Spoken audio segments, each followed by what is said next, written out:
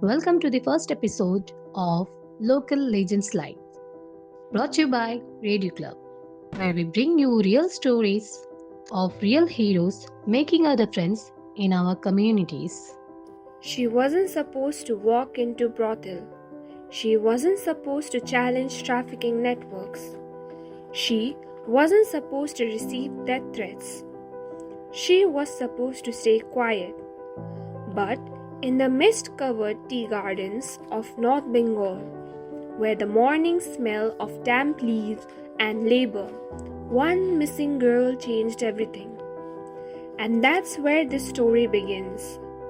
Because today, in a world where outrage trends for 24 hours and disappears, her life asks the harder question: what does it actually mean to protect someone? Before the awards, before the headlines, before the rescue missions across borders, there was a girl growing up in the tea estates of Panighatta in the Darjeeling district of West Bengal. Rows of tree bushes stretched like endless green waves. Women bent at the waist for hours. Fingers quick, backs aching, wages were small, dreams even smaller. She was born into that rhythm, Rangu Souriya. Her childhood wasn't dramatic in the cinematic sense. It was quiet, ordinary, dusty roads, school uniforms slightly faded, community festivals where everyone knew everyone, and yet something kept interrupting that normalcy. Girls would disappear, not loudly, not with sirens, just gone. A neighbor's daughter, a classmate, a cousin's friend. Whispers followed. She got a job in the city. She eloped. She'll send money. But money never came, and neither did they. For most people, those whispers dissolved into life's background noise.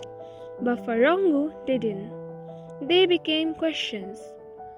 What happened to them? Why are we not looking for them? Why does everyone seem resigned? That quiet tension stayed with her. She studied at Darjeeling Government College. She could have chosen a predictable life, a safer one, marriage, a job, stability. But in 2004, something shifted. She traveled to Kathmandu to learn from Maiti, Nepal, an organization known for fighting trafficking at the Indo-Nepal border.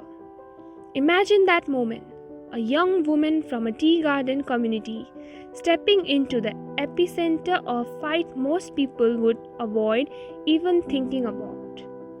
She wasn't armed with political power. She didn't have funding. She didn't have influence. What she had was anger and clarity. Until one day, that clarity became action. Her first major rescue mission involved a minor traffic to Delhi. Not a story, not a statistic. A girl, a real one. That mission wasn't glamorous. It was messy, dangerous, confusing. There were systems to navigate, police to convince, networks to confront. And here's what nobody saw. Trafficking networks don't appreciate interference. Threats came, repeatedly. She was warned to stop. She didn't. Because once you look into the eyes of someone who's been sold, silence becomes impossible. She founded Kanchanjunga Uddhar Kendra in Siliguri, not a corporate NGO with class offices, but a grassroots operation focused on rescue and rehabilitation. Shelter, counseling, legal aid, reintegration. The work expanded across West Bengal, Delhi, Mumbai, Bihar, and the Indo-Nepal border regions areas long recognized as trafficking-prone corridors. But expansion didn't mean ease. Funding was limited. Resources were stretched. Operations were unpredictable. And every rescue carried a risk. Picture it. A train station platform at night, a cramped room in an unfamiliar city, negotiations that could go wrong in seconds. She walked into those spaces knowing the cost, and the cost wasn't abstract. Death threats, pressure, fear that didn't fully disappear. So why continue? Because somewhere in North Bengal, another girl might already be boarding a bus with someone promising a better life. And if no one intercepts that promise, it becomes a prison. Over the years, reports suggest hundreds to over 2,000 girls and women have been rescued through efforts she led or contributed to. The exact number varies depending on the source. But here's the truth. The number isn't the point. Each one is a story interrupted. Each one is a life redirected. There is a particular kind of transformation that happens when someone who grew up with vulnerable becomes someone who protects the vulnerable. It's not loud, it's steady. Rangu's philosophy has always centered on human dignity, especially for women and children in communities like the one she came from. Not charity, dignity. There is a difference. Charity gives temporarily, dignity restores permanently. Her work didn't just rescue individuals, it built awareness campaigns, encouraged community vigilance, strengthened local resistance against trafficking networks. Because here's what she understood early. You don't just fight traffickers, you fortify communities. And that changes the game. Recognition followed: the FICCI Women Achievers Award in 2009, the Godfrey Phillips National Bravery Award in 2011, featured in national media, but awards don't stop threats, and media coverage doesn't guarantee funding. So she kept going. Active, present, relentless. Here's something paradoxical about her story. She comes from a background often associated with vulnerability.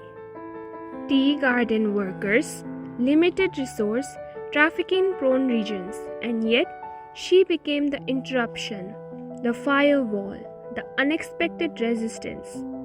That's the part what matters today.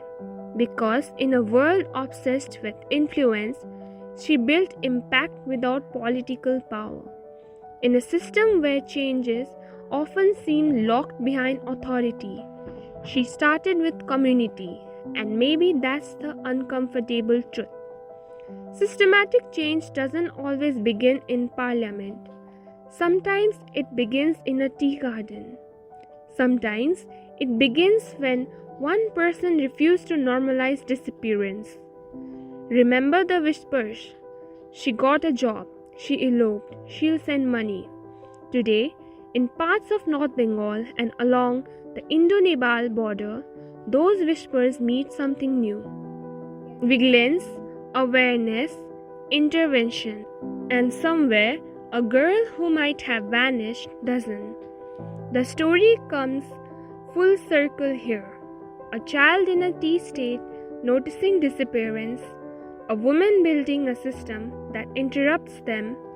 She walked into danger so others could walk free, not because she was fearless, but because she decided fear wasn't a reason to stop.